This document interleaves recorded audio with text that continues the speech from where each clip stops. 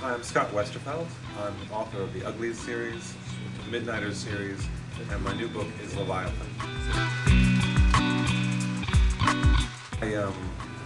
My father's family is very big, and we all get together on Thanksgiving or Christmas.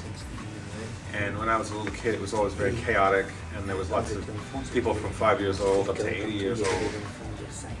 And but no matter how much chaos there was, always in the afternoon, one of the older people would tell a story. And they, a couple of my granduncles and one of my grandaunts was really great at it. And it would somehow bring all these generations together, and everyone would be silent and listen to this one voice telling a story. And it just taught me that stories were powerful, and they brought people together. And I'm maybe not such a good storyteller as when I say it out loud, but I learned to write, and I still had the same sense of story. Yeah, I got fired. This is how I became a writer. And it was one of those cases where I worked very hard for this company and actually hadn't even had time to spend the money I'd made. So I had about a year of money, and I said, I want to become a writer now, and I will take all year. And I took a week and wrote my sort of query letters to the agent, and one of them got back to me about 5 days later and said they wanted to represent me. It took a while after that to get published, like 4 or 5 months, but it wasn't some endless decade-long slog.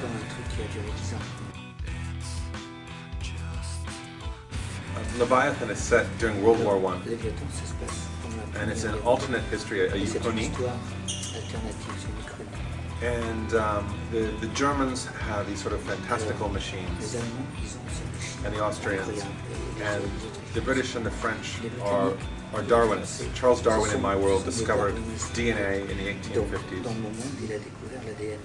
and he started creating these creatures. So so the Victorian Empire was built on the backs of these living machines. And one of the characters is the son of the Archduke Ferdinand. And he has a sort of personal sense that the war is his family responsibility, because it's part of his whole, because his parents being assassinated sort of set everything off. And the other character is a girl pretending to be a boy, so she can serve in the Royal Air Navy on this huge living airship.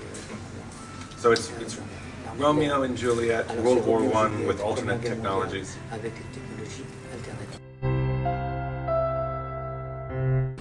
Right. The First World War is very, it's a time of huge technological change. It's a time when people's belief in progress and in modernity and machines was shattered. And before then, everybody thought the future was going to be this amazing place, and that technology was a wonderful thing. But it's when technology collided with the reality of warfare, and it's this sort of collision between metal and flesh. And I wanted to do something with alternate technologies, and I thought that was a nice milieu to talk about it.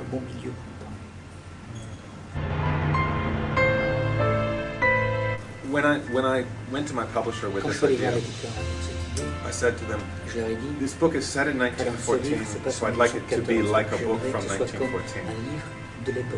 And back then, even books for adults, if it was Jules Verne, H.G. Wells, Jane Austen, they all had illustrations. And actually when I went in, I had these big pictures of Keith Thompson's to say, this is what the guy I want to use. And I also brought in the Voyage Extraordinaire, which was an actual facsimile of a century-old Jules Verne book. So, and I said, this is the spirit. I want it to be like the old-fashioned adventure books. I mean, prizes are funny because you don't want to become dependent on them. Because You know, one day you'll write the thing that you think is the best, and no one else will like là, it. vous savez que vous allez écrire quelque chose de merveilleux, et puis personne d'autre va l'aimer, quoi. So a prize is like dessert. It's very Donc good, c'est un peu comme un dessert. but you don't want C'est to. la cerise sur le gâteau. But you have to remember it's not the Mais main il meal. faut pas oublier. I think I just see the way that readers react to them. La réaction des lecteurs, en fait. I don't think about them as a text anymore. I think about them as a social group. C'est un groupe social, en quelque sorte. Because, I mean, Uglies is read by Parce que Uglies, lots and lots of 12-year-old, 13-year-old girls. des filles de 12-13 ans. And they're at a stage where they don't mind writing email to me with lots of exclamation points ça les dérange pas de m'envoyer des emails and lots of intensity. So to me, that's a group of people who talk to me, qui me parlent. and more than a book, more than a text. Plus qu'un... Teenagers have better vocabularies than adults. ont un meilleur vocabulaire que les adultes. Because teenagers are still acquiring language. Sont en cours, enfin, ils acquièrent toujours. Teenagers enjoy language in a way that adults don't. They write more poetry, they write more diaries, they're studying foreign languages. So I think if you use a weird, funny, complicated word like perspicacious, for a teenager they like it, they're interested. But an adult will think you're a wanker for using it. You have to be a little bit more constrained when you write for adults.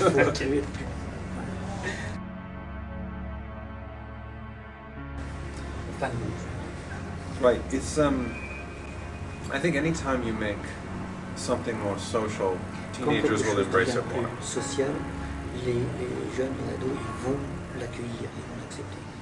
And that's one thing the internet has done, is made reading a social activity and a group activity. I mean, it's interesting to me how much more connected to writers these kids are than I was. Like, half the time when I was reading a book as a kid, I didn't know whether they were actually alive. It didn't occur to me whether it was a book that was 2 years old or 10 years old or 20 years old. And now kids look at a book and they sort of know when the next one in the series is coming out, like to the day. And when a book comes out, like particularly the big ones like Suzanne Collins or Rick Riordan, Wimpy Kid books, when they come out, it's like a movie coming out. You know, it has an opening weekend and they stay up all night. And I think that mass comes out of the internet, it comes out of people communicating and talking about it and saying, oh look, this is coming out next week. You know, we all have to stay up all night and go together. And sometimes when I have an event and there's lots of people there, some of them are there because their friends brought them, because that's something they do together. Is they go to author events together, which none of my friends would ever have said, oh, let's go to a bookstore on a Wednesday night. Thank you for having me. It's great to be here in the city of Jules Verne. I feel like, and I can't wait to go see the giant portrait.